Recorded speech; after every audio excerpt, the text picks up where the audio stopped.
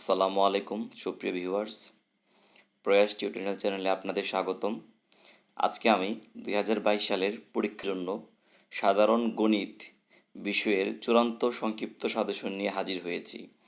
ইতিমধ্যে আমি 2টি সাজেশনের ভিডিও আমার ইউটিউব চ্যানেলে আপলোড করেছি। আপনারা যদি আগের সাজেশনের 2টি ভিডিও না দেখে থাকেন, তারা অবশ্যই আমার এই ইউটিউব চ্যানেলের প্লেলিস্ট থেকে এসএসসি ম্যাথ সাজেশন 2022 নামে একটি প্লেলিস্ট তৈরি করা আছে। ওইখান থেকে আপনারা অবশ্যই 2টি ভিডিও দেখে নেবেন, কারণ এই ভিডিওগুলো থেকে ইনশাল্লাহ কমন পড়বে। তো আমি অনেক কষ্ট করে সাজেশনটি তৈরি করেছি, আশা করি আপনারা অনেকটাই উপকৃত হবেন। আমি 4টে সৃজনশীল দেব, এই 4টে সৃজনশীলের নিয়ম থেকে 100% কমন পড়বে আশা করি। তো তাহলে দেখে নেই এই 4টি গুরুত্বপূর্ণ সৃজনশীল কী কী।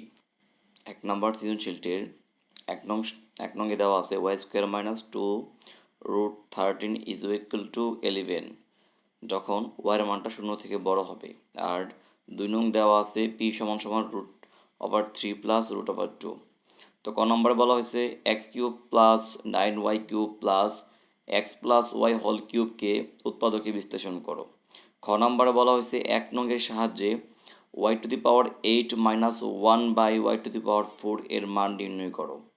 গ নম্বরে বলা হয়েছে P cube plus 1/p cube is equal two 18√3 হলে 2 নংয়ের সম্পর্কটি প্রমাণ করো, অর্থাৎ √3 প্লাস √2 প্রমাণ করতে বলছে। এটি ছিল বীজগাণিতিক রাশি থেকে। এখন আমরা দেখব ত্রিকোণমিতি থেকে একটি গুরুত্বপূর্ণ সমস্যা। এই সমস্যাটি খুবই গুরুত্বপূর্ণ এসএসসি পরীক্ষার জন্য। তো দেখেন এই সমস্যাটি আমরা। তো দেওয়া আছে ত্রিভুজ এবিসি এ কোণ সি সমান 1 সমকোণ এবং tan b সমান √3। তো ক নম্বরে বলা আছে এসি এর দৈর্ঘ্য নির্ণয় করো। খ নম্বরে বলছে উদ্দীপকের আলোকে প্রমাণ করো যে cot a plus tan b by cot b plus tan a is equal to cot a into tan b। এবং গ নম্বরে বলা হয়েছে কোণ B equal to M plus N এবং কোণ A equal to M minus N হলে M ও এন এর মান নির্ণয় করো। ত্রিকোণমিতি থেকে এই সমস্যাটি আসার সম্ভাবনা খুবই গুরুত্বপূর্ণ। তো এখন আমরা ধারা থেকে আরেকটি গুরুত্বপূর্ণ সমস্যা দেখব। তো প্রশ্নটি হলো 3 + 6 + 9 + 12 .. তো ধারাটি দেওয়া আছে। ক নম্বরে বলছে প্রথম 20টি স্বাভাবিক সংখ্যার সমষ্টি নির্ণয় করো। খ নম্বরে বলা আছে ধারার n সংখ্যক পদের সমষ্টি 630 হলে n এর মান নির্ণয় করো।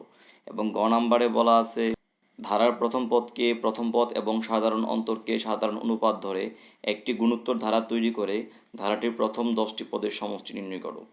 এখন আমরা 4 নম্বর সমস্যাটি দেখব পরিসংখ্যান থেকে। এই প্রশ্নটি আসবে ইনশাল্লাহ, আসবেই, মানে অনেক গুরুত্বপূর্ণ এই সমস্যাটি।